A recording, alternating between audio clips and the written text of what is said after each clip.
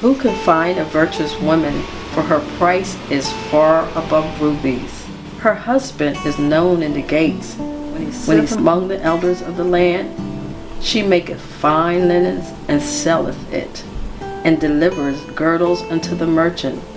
Strength and honor are her clothing, and she shall rejoice in the time to come. She opens her mouth with wisdom, and her tongue is the law of kindness. She looks well to the ways of her household, and eateth not the bread of idleness. Her children arise up and called her blessed, her husband also. Daughters have done virtuously, but thou excelleth them all. Favor is deceitful, and beauty is vain.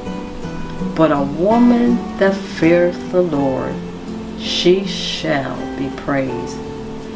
Give her of her fruit of her hands, and let her own works praise her in the gates.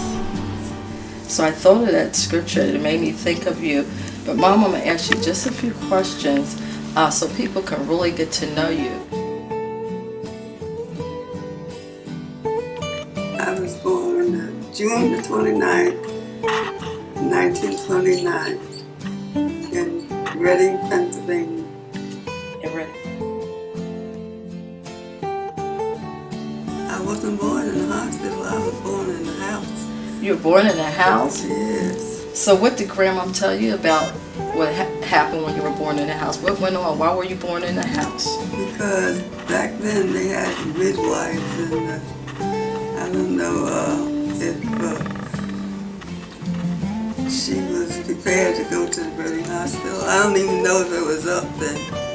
Okay. Depression. I know you were born during the Depression. Did it affect you in any way? Did you feel the effect of it? No, I was happy. I hardly knew what was going on until I grew up and realized, started studying in school about the different. Okay. The Italian boy next door to me was one of my best friends. We used to walk to school together, and we just did a lot of things together. And on Eisenground Street years ago, you could count the number of cars. People didn't have cars. I think there was like 3 cars, and we didn't have a car. There was one, Mr. Churchman, he had a car, and he had a niece, my best friend, Geraldine Stevenson, and he would take us for a ride in his car, and it had a rumble seat that you pull out in the back, and Geraldine and I would be in the rumble seat taking the ride wherever he was going. Wow, that sounds like a lot of fun. I've always been a quiet type of person. In fact, I was kind of shy, and when I married my husband, I had to push past that shyness and get more bolder. But now I can greet people, and I love people. I'm kind of like my great granddaughter. They're shy. Billy's children are shy, but they'll get out of it. But my sister Ruth, she was a bold one.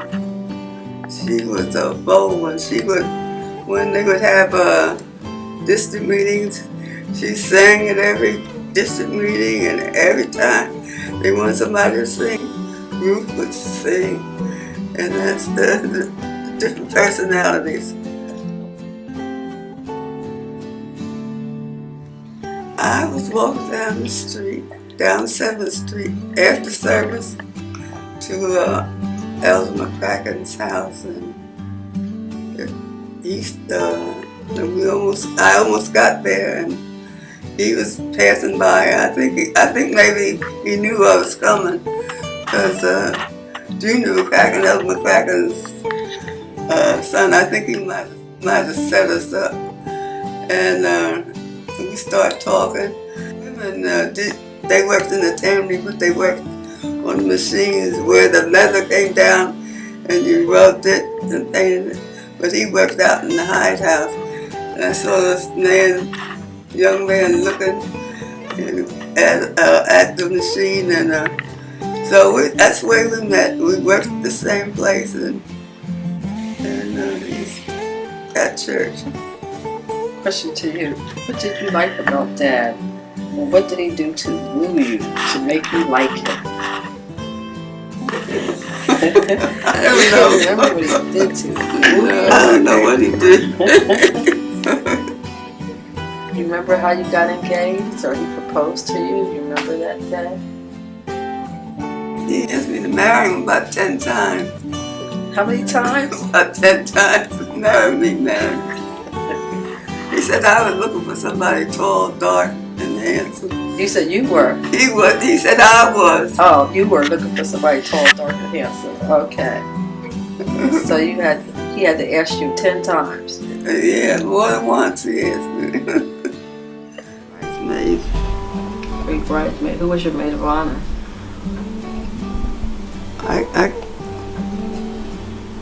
Was it Aunt Hazel or Aunt Ruth? Aunt Ruth. Aunt Ruth? Mm-hmm. Listen, Aunt Ruth was your maid of honor. We lived with my husband's family 39. My sister-in-law, Hazel, she lives about a block away from us, and I always had children running in and out the house. And it was just a busy life. Yeah, my husband and grandfather and his uncle fixed up the 3rd floor for us, and that's where we lived. I have 6 children. And who's the oldest? Carol is the oldest, and William is the next, and Who's next?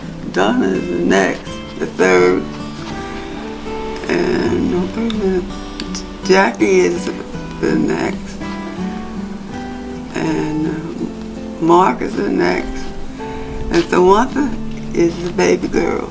Baby girl.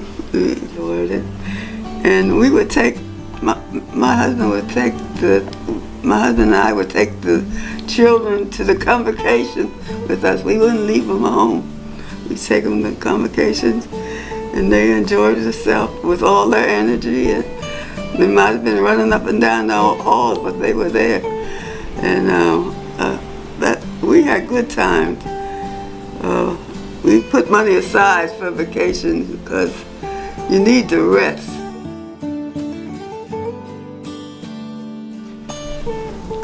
I'm proud of my grandchildren. At Christmas time I had to add up, and I forget how many, I think it's 20-some. Oh, that's the Grace. But I have to add them up again. I'm proud.